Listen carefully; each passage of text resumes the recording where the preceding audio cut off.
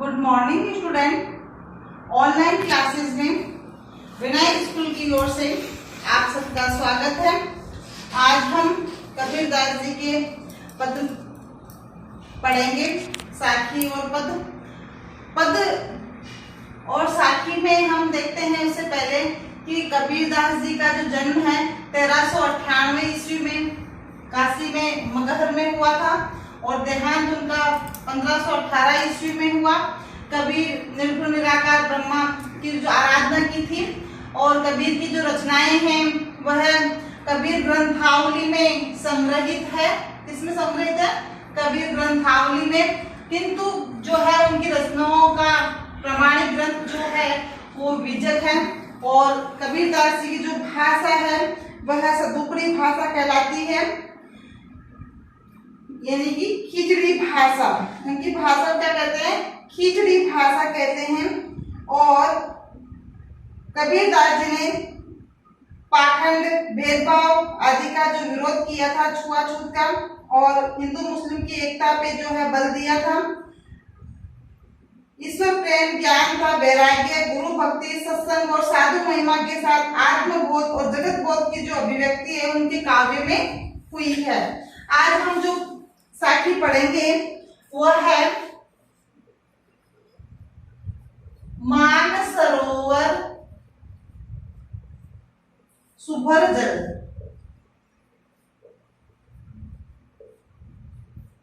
सुभर जल का मतलब होता है स्वच्छ जल, साफ जल। हंसा, केली, कराही।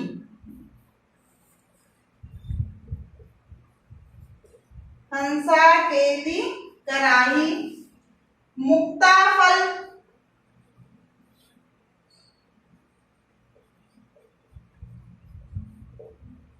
मुक्ता चुगे।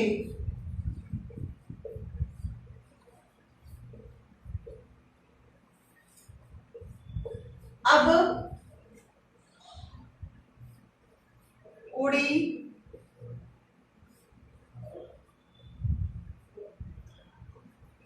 अंत न जाही। बहुत ही अच्छा जो है ये साखी उन्होंने लिखी है। मान सरोवर, इसका भावार्थ समझे पहले। सुभर जल, मान सरोवर जो संसार रूपी मान सरोवर। मान सरोवर कौन सा बताया कबीर ने? संसार रूपी मान सरोवर। सुभर जल जो स्वच्छ जल से भरा हुआ है। किससे? स्वच्छ जल से भरा हुआ है। उसमें स्वच्छ जल से पूरी तरह से भरा हुआ है। हंसा, केली, कराई। हंस यहाँ पे क्या है? मन रूपी हंस। संसार रूपी भव सागर में मन रूपी जो हंस है वह उसमें केली यानी क्रीड़ा कर रहा है। मुक्ता फल, मुक्ता चुगे। हंस जो है वो मानसरोवर में क्या चुगता बेटे? मोती। क्या चुगता है? मुक्ता फल यानी मोती चुगता है। तो यहाँ पे मुक्ता फल क्या होगा? मोती। मुक्ता फल का अर्थ होगा मोती। मानसरोवर कौन सा है? संसार रूपी मानसरोवर जो है स्वच्छ जल से पूरा भरा हुआ है। उसमें मन रूपी हंस जो है केली यानी क्रीड़ा कर रहा है। वह उसमें हंस क्या चुग रहा है? मोती चुगता है। जब उसको वहां पे मोती की प्राप्ति हो जाती है वहां, तो अब उड़ी अनंत न जाए, तो वह उसको छोड़कर अब उड़कर कहीं नहीं जाता। तो ऐसे ही संसार में जो मनुष्य का मन है वह क्या काम करता है? मोह माया। जब उसको मोह माया के बंधन में पड़ जाता है तो वो उड़कर संसार को छोड़कर कहीं जाता है। तो इसका भाव ये निकलता है कि यहाँ कबीरदास जी कहते हैं कि यहाँ हमारी आत्मा को संसार रूपी भव सागर से पार करने के लिए उसे परमात्मा से प्रेम करना होगा और परमात्मा से प्रेम करेगा तभी वह मोती रूपी मोह माया को छोड़ेगा और दूसरी जगह जो है इस संसार को छोड़कर अनंत जो है परमात्मा के पास जा पाएगा, अन्यथा वह उड़कर कहीं नहीं जाएगा। दूसरा जो है साथी, प्रेमी ढूंढत में फिरो।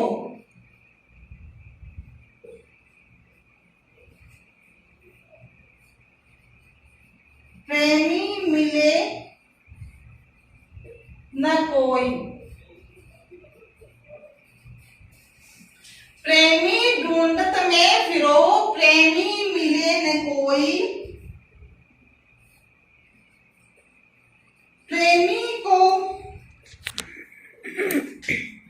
प्रेमी मिले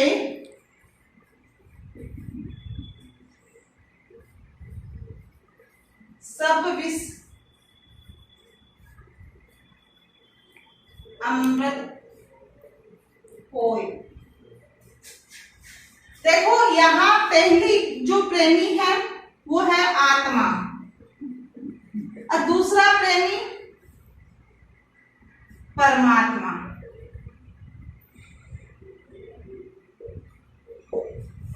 प्रेमी ढूंढत में फिरो, प्रेमी मिले न कोई।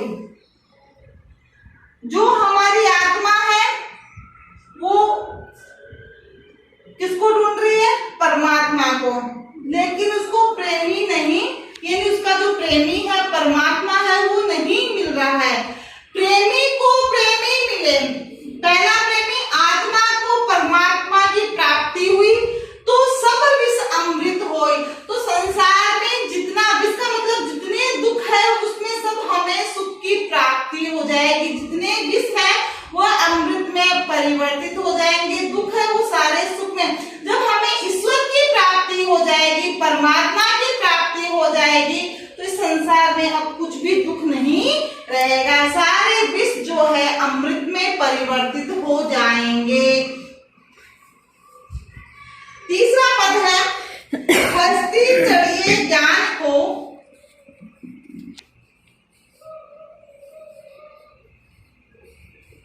चढ़िए ज्ञान को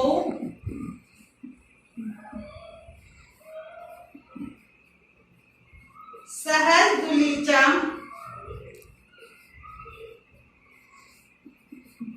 डारी,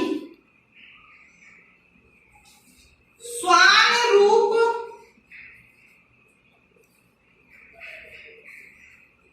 संसार है। स्वान रूप संसार है, भूकन दे झक मारी।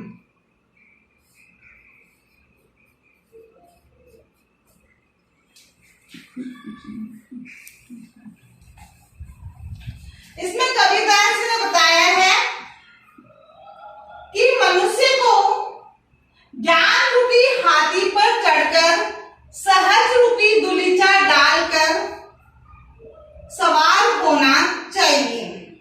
ये संसार जो है स्वान रूप संसार है। स्वान है कुत्ता, ये संसार कुत्ते के समान है। भूकन दे झकमारी, यानी कि इसको भोगने दे, ये अपने आप ही भोगता भोगता जो है चुप हो जाएगा। आपको तो हस्ती रूपी ज्ञान रूपी जो है हाथी है उस पे सवार होना चाहिए और सहज रूपी दुलीचा डाल देना चाहिए ईश्वर प्राप्ति के लिए। ये संसार जो है कुत्ते के समान है, जिसको भोगने दो वह अपने आप ही जो है भोग कर चुप हो जाएगा। उसके बाद में अगला पद है, पखा पखी के कारणे सब जग रहा बुलान, निरपक होय के हरि भजे सोई संत सुजान। पक्ष और विपक्ष के भेद में ये संसार जो है पड़ गया है और सब कुछ भूल गया है। ये संसार जो है इस संसार में रहकर मनुष्य ने पक्ष और विपक्ष के भेद में पड़ गया है और सब कुछ भूल गया है। निरपक होई के हरि भजे। अगर इस पक्ष विपक्ष के भेद से दूर होकर निरपक्ष होकर यदि हम हरि यानी ईश्वर को भजे, उनका स्मरण करें, तो सोई संत सुजान, वही सच्चा साधु है। हिंदू हुआ राम कही, मुसलमान खुदाई, कहे कबीर सो जीवता, जो दूह के निकट न जाए। कबीरदास जी कहते हैं कि हिंदू व्यक्ति है वो राम का स्मरण करता है और मुसलमान खुदा का, अल्लाह का। कबीरदास जी कहते हैं केवल वो इनकी बात करता है, इस जो है इनका ध्यान नहीं करता है। कहे कबीर जो जीवता, जीते जी कबीरदास जी कहते हैं जो दोनों के निकट न जाए, दोनों के निकट, अल्लाह और राम के दोनों के निकट नहीं जाता और यही जो है संसार में मोह माया में पड़ा रहता है, तो वह किसी को भी प्राप्त नहीं कर पाता। काबा फिर काशी भया, काबा फिर काशी भया। काबा जो है मुसलमानों का तीर्थ स्थल है और काशी जो है वह मुसलमानों का तीर्थ स्थल है।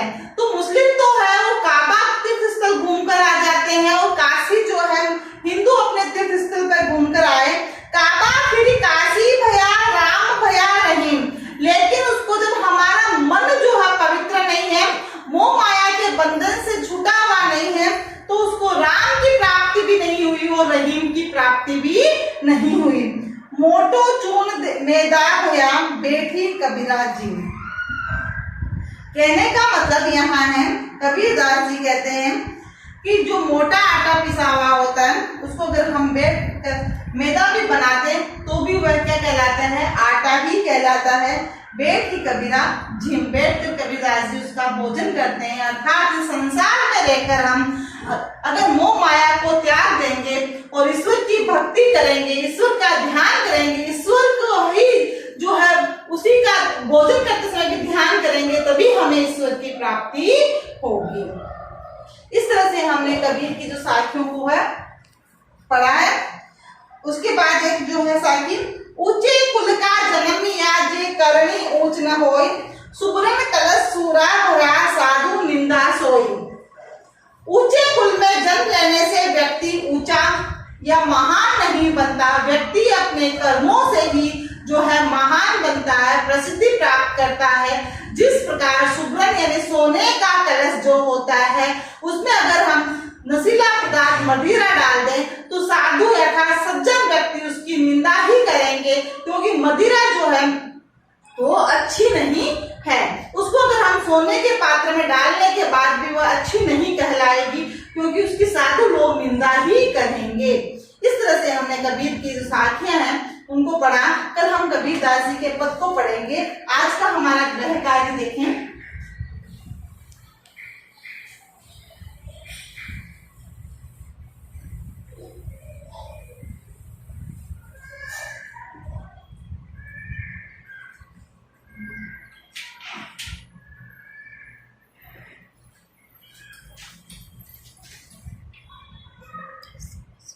गृह कार्य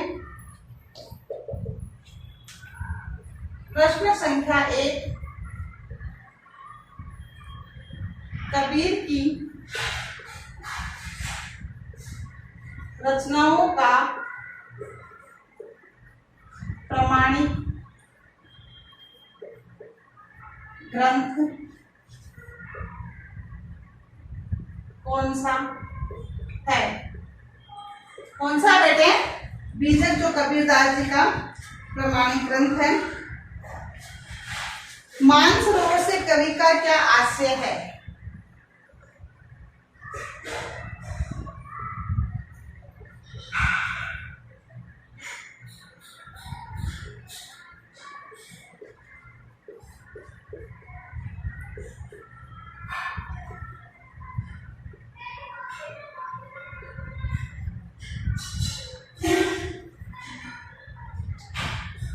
कवि नहीं।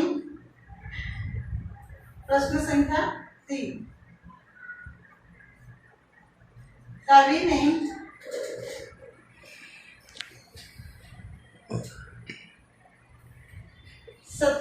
सैनी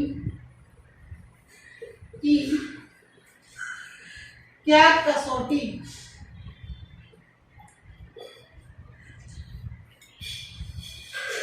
बताई है?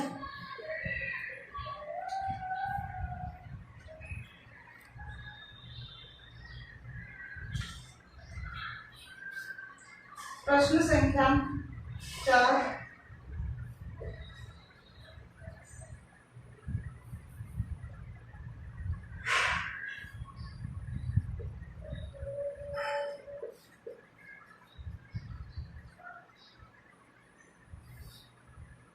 निम्न पद की व्याख्या कीजिए। हस्ती चढ़िए ज्ञान को, यानी कि हाथी,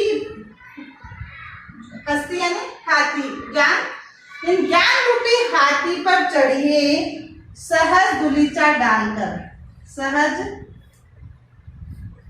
दुलीचा डाल, स्वान रूप, स्वान यानी कुत्ता, संसार है